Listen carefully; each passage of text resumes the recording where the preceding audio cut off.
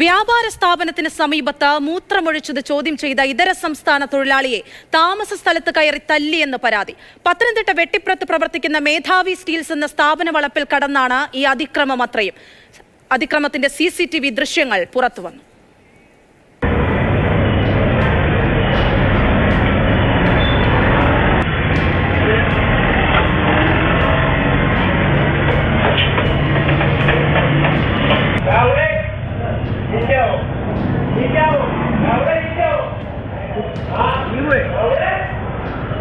കഴിഞ്ഞ രാത്രി 8 മണി മേധാവി സിൽസിന്റെ ഗേറ്റിന് പുറത്ത് ഒരാൾ മൂത്രമൊഴിച്ചു. സ്ഥാപനത്തിന്റെ മുകൾ നിലയിലെ താമസക്കാരൻ ബംഗാൾ സ്വദേശി അബ്ദുൾ റഹ്മാൻ ഇത് ചോദ്യം ചെയ്തു. പ്രകോപിതനായ യുവാവ് സുഹൃത്തുക്കളെ വിളിച്ചു വരുത്തി. തുടർന്ന് ഗേറ്റ് ചാടിക്കടന്നു. മുകൾ നിലയിലെത്തിയാണ് ഇതര സംസ്ഥാന തൊഴിലാളിയെ തല്ലിയത്. ഞായറാഴ്ചയും ഇതേ യുവാവ് സ്ഥാപനത്തിന്റെ ഗേറ്റിന് പുറത്തെത്തി മൂത്രമൊഴിച്ചു. അവന് വന്നത് എടുക്കാൻ വന്നു. അപ്പോൾ ഞാൻ പറഞ്ഞു ഇച്ചിരി അങ്ങോട്ട് നിന്ന് പഠിക്കോളാം. അപ്പോൾ അന്നേരം അവന് കുഴപ്പമില്ല. അന്നേരം അവന് അങ്ങോട്ട് മാറി നിന്നും എടുക്കാൻ പോയി. അത് ഇച്ചിരി കഴിഞ്ഞിട്ട് അവന് ഒരു 2 കൂട്ടുകാർ വന്നു. എൻ്റെ അടുത്ത് ദേഷ്യപ്പെട്ട് അങ്ങനെ വരുമോ വെള്ളം അടിച്ചിട്ട് ഇരിക്കുക.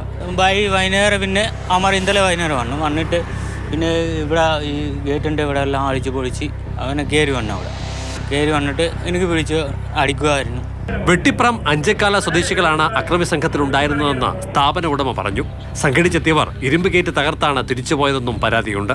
ഇവിടെ ലോക്കൽ അറിയാവുന്ന പിള്ളേർ സെറ്റിനോട് ചോദിച്ചു, ഇത് കാണിച്ചിട്ട് ചോദിച്ചു ഇവരേതാ, ഈ പിള്ളേരേതാ, പുറത്തുനിന്നുള്ളവരാണോ അതോ ഇവിടെ ഉള്ളവരാണോ?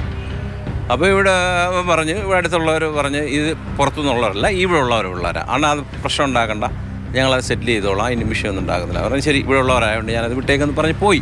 7 മണിയായപ്പോൾ ഞാൻ ഇവിടെ ഇല്ലാത്ത സമയത്ത് നോക്കി ആ ഗേറ്റ് തകർത്ത് കയറി വന്ന് ഇവരായുധമായിട്ട് കയറി വന്ന് ഒരു സംഘം ഇവിടെ നിന്നു.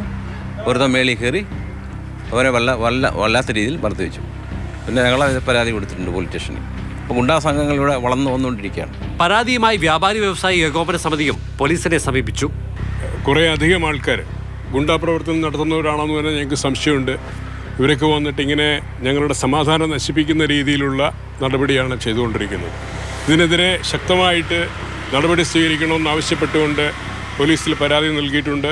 അതിന് നടപടി ഉണ്ടായിട്ടില്ല എങ്കിൽ മുകളിലോട്ടുള്ള സത്വര നടപടികൾ സ്വീകരിക്കുന്നതിനുള്ള ക്രമീകരണങ്ങൾ ഞങ്ങൾ അറേഞ്ച് ചെയ്തിരിക്കുകയാണ്. CCTV ദൃശ്യങ്ങൾ പരിശോധിച്ചു വരികയാണെന്നും പരാതിയുടെ അടിസ്ഥാനത്തിൽ തുടർ നടപടി ഉണ്ടാകുമെന്നും പത്തനംതിട്ട പോലീസ് വിശദീകരിച്ചു.